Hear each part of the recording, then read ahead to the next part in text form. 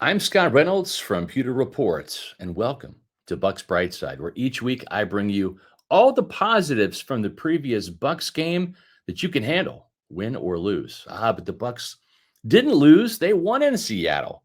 Right now, they're 4-1. Heck, Tampa Bay could be 5-0 this season if special teams weren't such a cluster fudge. But I don't mean fudge.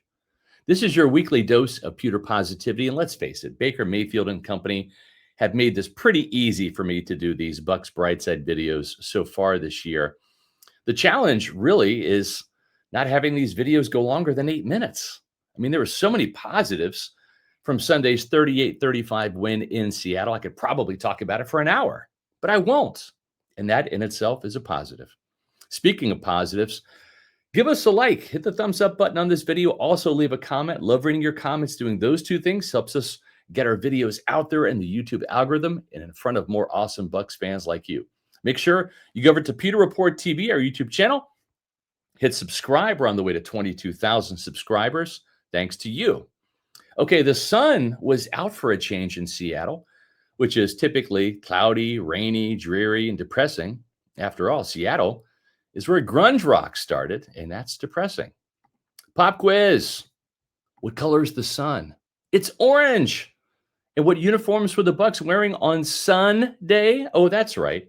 The suddenly invincible 1976 orange and white throwback uniforms that are now 2-0 in 2025. Baker Mayfield was outstanding on Sunday, throwing for almost 400 yards and 2 touchdowns while completing about 87% of his passes. He outdueled Sam Darnold and brought the Bucs back for a fourth quarter furious finish to get the Bucs to 4 this season. Maybe Mr. Fantastic Baker Mayfield should change his number to number 4 because that's the quarter he has been absolutely brilliant in. Although Chase McLaughlin will be like, hey, dude, that's my number. And after all, Chase McLaughlin's been pretty good in the fourth quarter, too. He was perfect yet again, nailing the game-winning kick as time expired. McLaughlin was perfect on Sunday and is now 11 of 12 on field goals since week 3 and perfect with his extra points. Back to Baker Mayfield for a second. You know, there's a video going around social media that shows Mayfield and a Seahawks fan chatting it up before kickoff on Sunday. Now, everybody talks about Baker Mayfield, the quarterback, and Baker Mayfield, the clutch game winner, but nobody talks about Baker Mayfield, the gentleman. Now, imagine trying to be focused before a game, but being courteous enough to take the time to have a conversation with an enemy fan. Baker even complimented that fan on his, I don't know, looked like an early Halloween costume maybe, by calling him a pussy.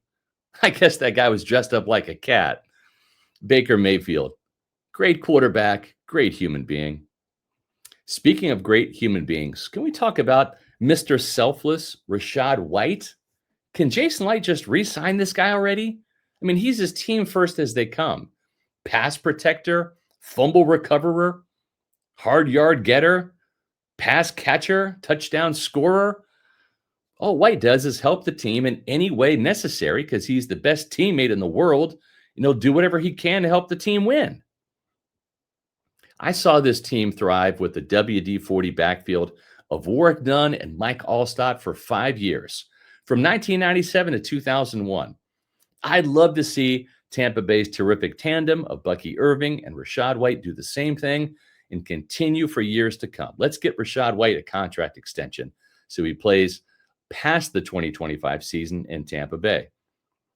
Speaking of terrific, we are running out of adjectives to describe rookie sensation Emeka Egbuka. We're literally running out of adjectives after 5 games of this guy's NFL career.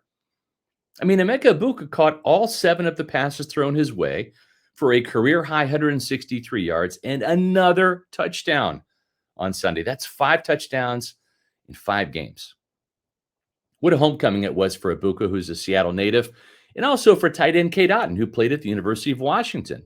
Josh Grizzard found the missing pages in the Bucs playbook that said, throw the ball to Cade Otton. And the tight end responded with a season-high 4 catches for 81 yards. Like I said, I'm running out of positive things to say about Emeka Egbuka.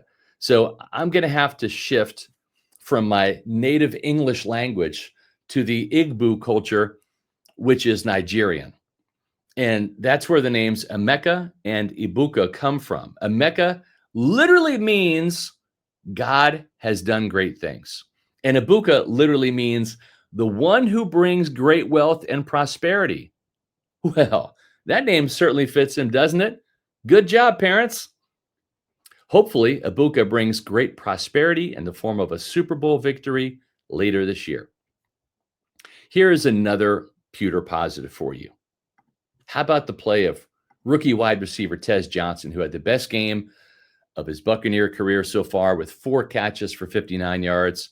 Sterling Shepard also coming up in the clutch with the key fourth quarter touchdown. And Riley Dixon didn't get a punt block this week. Go Riley! And he even had a punt down at the 1-yard line by Josh Hayes. Good job. Finally, there were a couple of bright spots on defense. Literally a couple, meaning 2. Tyke Smith recovered a fumble.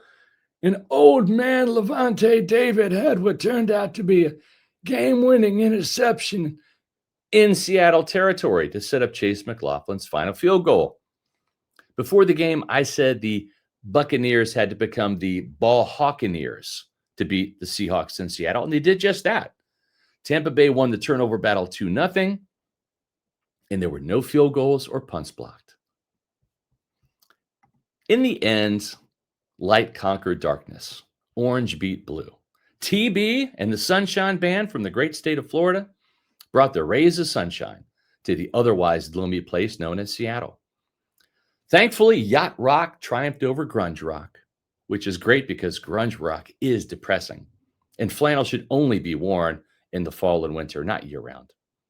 That's it, Bucs fans. That's all I got for you. That's your daily dose of positivity to get through the week. I'll be back next week with another Bucs Brightside video, win or lose against the 49ers. I think it's going to be a Bucs win. Make sure you check out Pewter Report TV, our YouTube channel. That's where you'll find my Bucs Brightside videos, also my Pewter Pulse videos, and my appearances on the Pewter Report podcast 4 times a week, as well as the Pewter pregame show, which is every single game day at 9 o'clock on Pewter Report TV. Make sure you hit subscribe, also at notifications. That'll let you know when I come out with a new Bucs Brightside video, or when we go live with the post-game podcast, or we just put up some videos in general.